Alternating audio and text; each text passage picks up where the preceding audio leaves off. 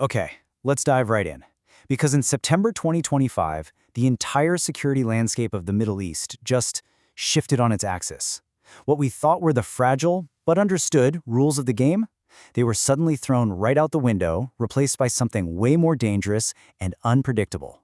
So we're going to break down exactly how a few rapid-fire events led to this shocking new reality. It all came to a head with this single, absolutely stunning statement. On September 19th, a Pakistani official just comes out and says this, sending shockwaves from Washington to Tel Aviv to Tehran. Now look, this wasn't just some vague diplomatic signal. This was publicly putting a nuclear dimension right into the heart of the Gulf security equation. By saying this out loud, Pakistan was crossing a huge red line and basically shouting that the old rules were gone. So the big question is, right? How in the world did we get here? How does a regional conflict escalate so quickly that a nuclear-armed state is publicly offering a nuclear umbrella to a Gulf monarchy? That's the core question we're tackling in this explainer. We're going to trace the chain of events that lit this whole firestorm. Let's start with the firestorm itself, this pact that formalized this new nuclear shadow hanging over the region. And you've got to understand, this wasn't a deal that was years in the making. Nope, this was a rapid, almost knee-jerk, reactive move.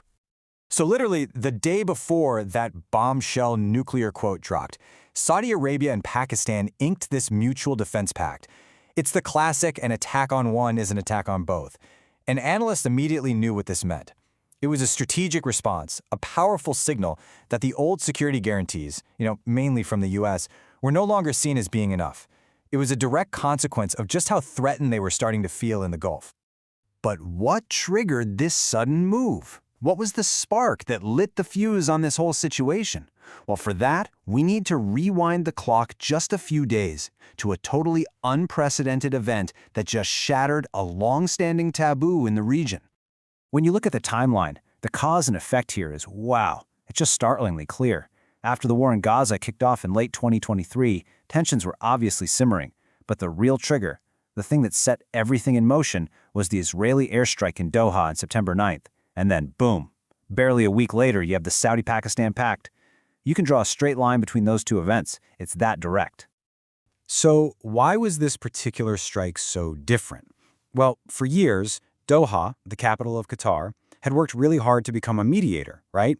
It was the one place where opposing sides could actually talk. It was a neutral zone. So by striking there, Israel didn't just carry out a military op, it basically turned a space for negotiation into a battlefield. And for the other Gulf states watching, that was an absolutely terrifying precedent. Now, the Doha strike was the spark, we've established that.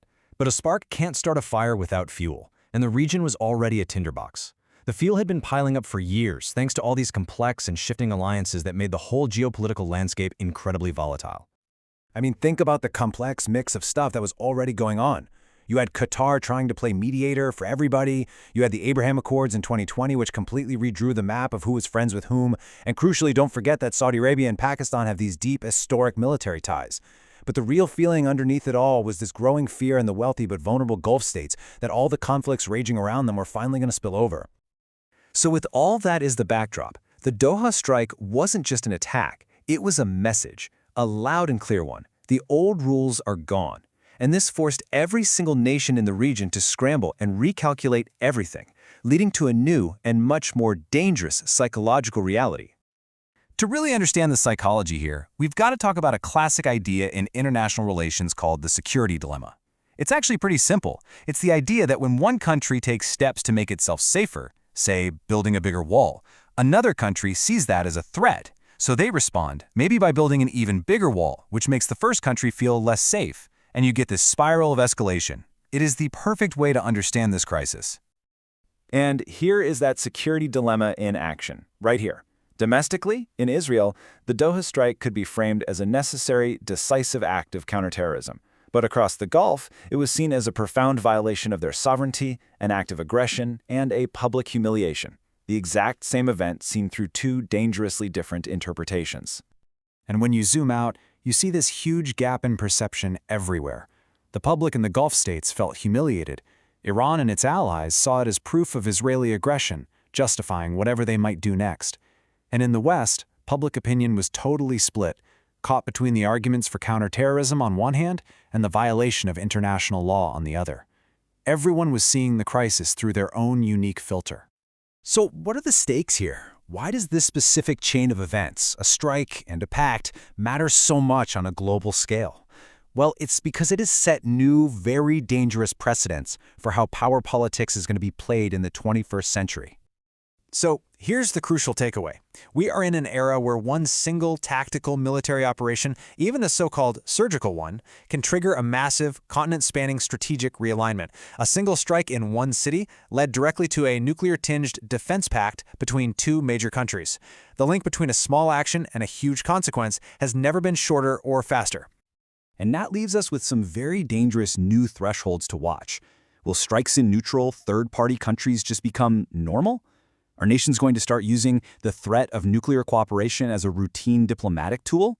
This whole moment risks weakening international law, and it could easily kick off a brand new, high-tech arms race in an already volatile part of the world. Which brings us to the final, critical question. This kind of talk, this nuclear ambiguity, is powerful even if no weapon ever actually changes hands.